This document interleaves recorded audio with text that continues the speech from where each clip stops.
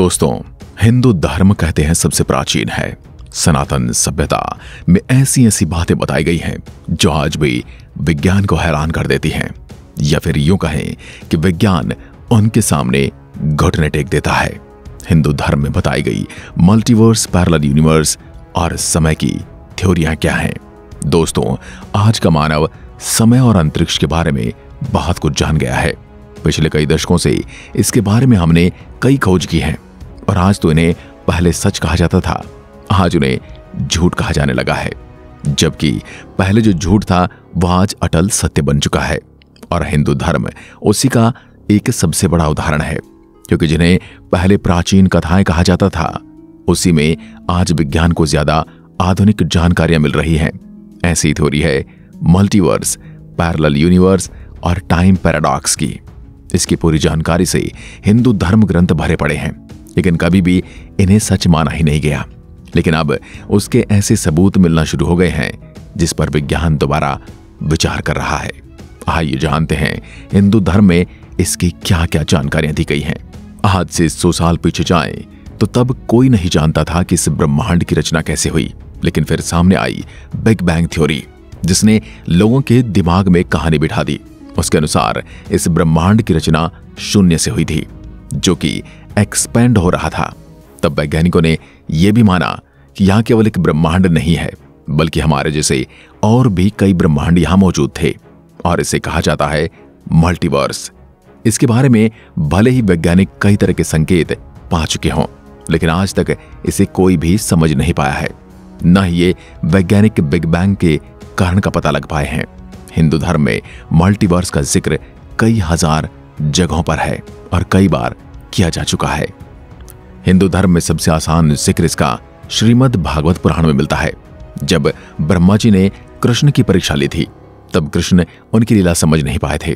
तब उन्होंने लाखों ब्रह्मा को वहां बुलवा लिया था और कई ब्रह्मा के सैकड़ों सर थे। इस पर श्री कृष्ण ने कहा, आप इस ब्रह्मांड का ज्ञान रखते हैं, लेकिन यह सृष्टि विशाल है जो आपकी समझ से भी परे है। यहाँ पर एक ही ब्रह्मांड नहीं है, बल्कि कई ब्रह्मांड हैं। मैं इस ब्रह्मांड में कई अवतार लेता हूँ और जैसे मैं इन्हीं सभी ब्रह्मांडों में भी अवतरित होता रहता हूँ। हालांकि हर ब्रह्मांड का समय और नियम दोनों अलग अलग होते हैं। जब पश्चिमी वैज्ञानिकों ने यह पता लगा लिया कि यहाँ मल्टीवर्स है, जबकि यही कहानी विस्तार के साथ हमारे धर्म ग्रंथों में हजारों साल पहले बताई जा चुकी है। अब आता है नंबर पैरेलल यूनिवर्स का, जिसकी पॉसिबिलिटीज को अभी माना जा रहा है। स्ट्रिंग थ्योरी में इसके होने के सबूत मिलते हैं, लेकिन इसे अब तक समझा नहीं जा सकता है। इसका भी जिक्र हमारे ग्रंथों में पहले किया जा चुका है। रामायण काल में जब श्री राम का धरती लोक छोड़ने का समय आया तो हनुमान जी ये होने नहीं देने वाले थे। तब भगवान राम ने एक अंगूठी ली और उसे फर्श के छेद में गिरा दिया। वे जानते थे हनुमान जी उसे ढूंढने जरूर जाएंगे, और वैसा ही हुआ। हनुमान जी ने अपना आकार छोटा किया और वे प्रभु की अंगूठी खोजने उस छेद में चले गए। वो छेद अंदर से नागलोक का दरवाजा निकला, जहां उससे अंगूठी के लाखों ढेर लगे थे। सब अंगूठी एक जैसी लग रही थी। तब उन्होंने जब श्री राम की अंगूठी नाग वासुकी से पूछी, तब उन्होंने जवाब दिया कि सभी अंगूठियां भगवान राम की ही हैं। यह हनुमान जी अंगूठी खोज रहे थे, उस पर श्री राम देह त्याग कर दिया था। इस बात से यह पता चलता है कि यहाँ हमारे समाने कई और भी ब्रह्मांड हैं, जहां सब कुछ हमारे ब्रह्मांड जैसा होता है। जीवन के मोल का निर्णय अलग अलग ब्रह्मांड का निर्माण करता है। जैसे यदि कोई आदमी समय यात्रा करके अपने पिता को मार दे तो उसका जन्म होगा ही नहीं। ये एक अजीब पैराडॉक्स होगा, जबकि हमारे धर्म ग्रंथों के अनुसार इस स्थिति में अलग ब्रह्मांड के समय का निर्माण होगा, जहां इसका असर नहीं पड़ेगा, क्योंकि उसने अपने पिता को एक अलग ब्रह्मांड में मारा होगा। इसी तरह है हमारा समय, जिसे 100 साल पहले एक रफ्तार से चलता हुआ माना जाता था, लेकिन अलग अलग जगह पर समय की रफ्तार भी अलग अलग होती है। जबकि आज वैज्ञानिक इसे साबित भी करते हैं कि रोशनी की रफ्तार में पहुंचकर समय धीमा होने लगता है। हमारे ग्रंथों में जिसका भी जिक्र मिलता है, क्योंकि ब्रह्मलोक और धरती लोक के समय में काफी अंतर होता है। ब्रह्मलोक के कुछ ही क्षण हमारी धरती की सालों के बराबर होते हैं।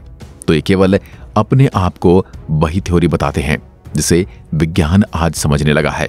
जबकि आज भी कई ऐसी थ्योरीज हैं जिनका जिक्र हिंदू धर्म ग्रंथों में तो मिलता है, लेकिन ये विज्ञान की पहुंच से बाहर हैं, जिसे हम अब तक प्राचीन धर्म ग्रंथ कह रहे थे। असल में वह आधुनिक विज्ञान के स्रोत हैं जिसे अभी गहराई से समझने की आवश्यकता है। आज की वीडियो में बस इतना ही। अगर वीडियो पसंद आए तो लाइक कीजिए और ऐसी वीडियो देखने के लिए हमारे चैनल द एपिक टेल को सब्सक्राइब जरूर करें। धन्यवाद।